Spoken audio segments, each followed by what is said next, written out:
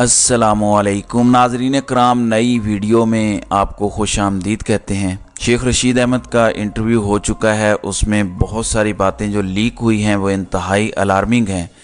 दूसरी जानिब मुस्लिम लीग नून ने मियां नवाज शरीफ की वापसी के सिलसिले में तराना लॉन्च किया है। उस तराने पर भी बात हो रही है।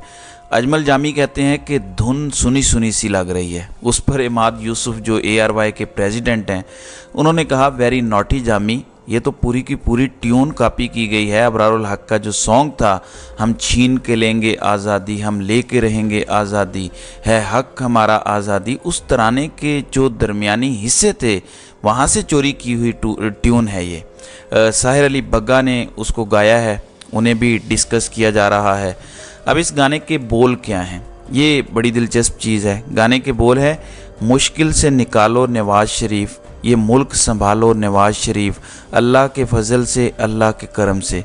तो लोग पूछ रहे हैं कि वो जो 4-4.5 साल खुद पूछता रहा कि मुझे क्यों निकाला, वो निकालेगा मुश्किल से। वो जिसके भाई की 16 महीने हुकूमत रही और वो कुछ नहीं कर सका, वो अपने भाई को मुश्किलों से नहीं निकाल सका, वो निकालेगा मुल्क को मुश्किल से। वो जिसके बारे में ख्वाजा आसिफ ने कहा कि इस्टेब्लिशमेंट ने निकाला, जनरल बाजवा ने निकाला, वरना निकालना मुश्किल हो गया था, वो निकालेगा मुश्किल से। वो जिसके भतीजे सलमान शहबाज को सुहेल वड़ैच ने इंटरव्यू देते हुए बताया कि जनरल फैज़ हमीद ने उसे निकलवाया। फ़रूख शहबाज वड़ैच को ये जो है इंटरव्यू देते हुए उन्होंने कहा था, वो निकालेगा मुश्किल से।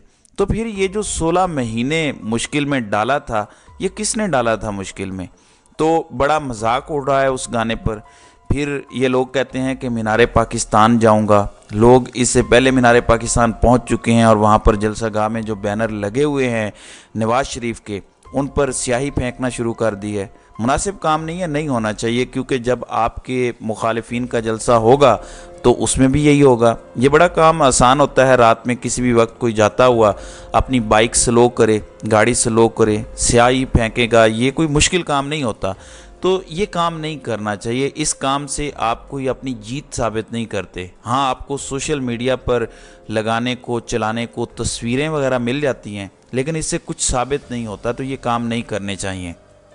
दूसरा, शेख रशीद के इंटरव्यू पर अभी आते हैं। एक खबर और है, पाकिस्तान का हालिया तारीख का सबसे बड़ा केस, और मैं ये 90 दिन में इलेक्शन की बात नहीं कर रहा या सिविलियंस के मिलिट्री ट्रायल में केस की बात नहीं कर रहा।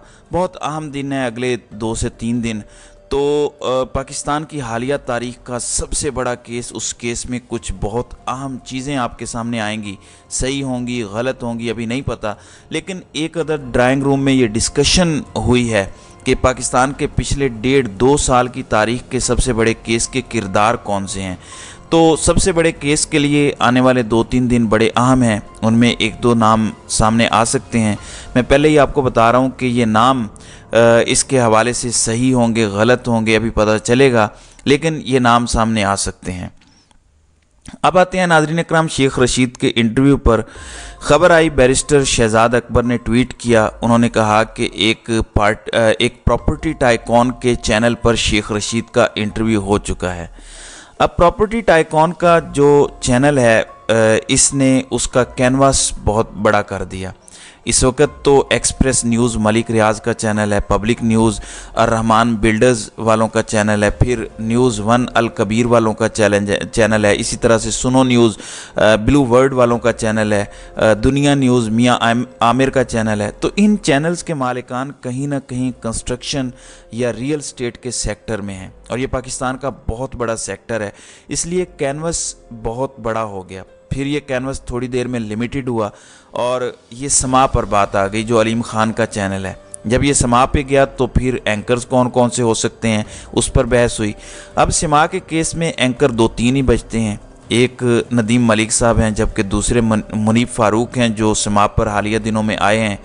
फिर खबर आई, मज़ीद लिमिट हुई कि ये इंटरव्यू मुनीब फारूक ने किया है। अभी तक ये गैर मुसद्दिका इत्तलाआत वाली बात है, लेकिन ये कंफर्म है कि इंटरव्यू हो चुका है। लेकिन जो खबरें आ रही हैं उसके मुताबिक ये इंटरव्यू मालूमात के मुताबिक जिसने दिया है, यानी कि शेख रशीद ने, अभी ये भी गैर मुसद्दिका है कि उनके अपने डेरे पर हुआ है। अब ये घर है, फॉर्म है, कोई बिजनेस प्लेस है, क्या है, मैं इस पर बात नहीं कर रहा।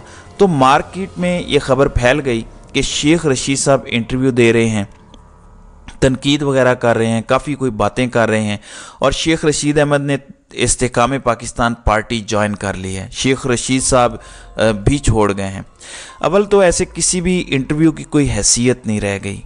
क्या होता है ऐसा इंटरव्यू? ऐसा इंटरव्यू जिसमें बंदा पहले ये पता चले कि गिरफ्तार हो गया है, फिर उसके बाद अदालतों को पता चले कि कुछ भी नहीं पता चल रहा, उसका भतीजा शेख राशिद शफीक वीडियो बयान दे रहा हो, जो 7 लोग गिरफ्तार हुए थे वो छूट कर वापस आ जाएं, अदालतों को बताया जा रहा हो कि नहीं हमें नहीं पता, मोहलत दें, बताते हैं आपको, पता करके बताते हैं, और अदालत कह रही हो कि सबको पता है। अदालत में जज साहब ने ये जुमला बाकायदा कहा कि सबको पता है कि कहाँ पे हैं, अगर नहीं बताएंगे, वाजे आप करेंगे नहीं करेंगे तो 1 हफ्ते में कुछ ना कुछ ऑर्डर करना पड़ेगा, ये भी जज साहब कहते हैं, और फिर उसके बाद अदालत मज़ीद मोहलत वगैरह दे दे। तो अदालत ने जो अगली तारीख दी है वो भी हफ्ता प्लस की है। अब ये इंटरव्यू जुड़वा शहरों में हुआ है, इतलात के मुताबिक इंटरव्यू देने वाले की जगह पर हुआ है।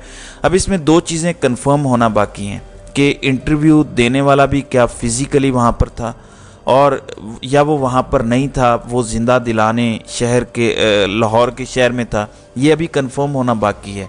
इस सिलसिले में 2 इत्तलाआत आ रही हैं, लेकिन इंटरव्यू हो चुका है। ये खबर गलत है कि शेख रशीद अहमद ने इस्तेकाम पाकिस्तान पार्टी ज्वाइन करने के लिए कह दिया गया है।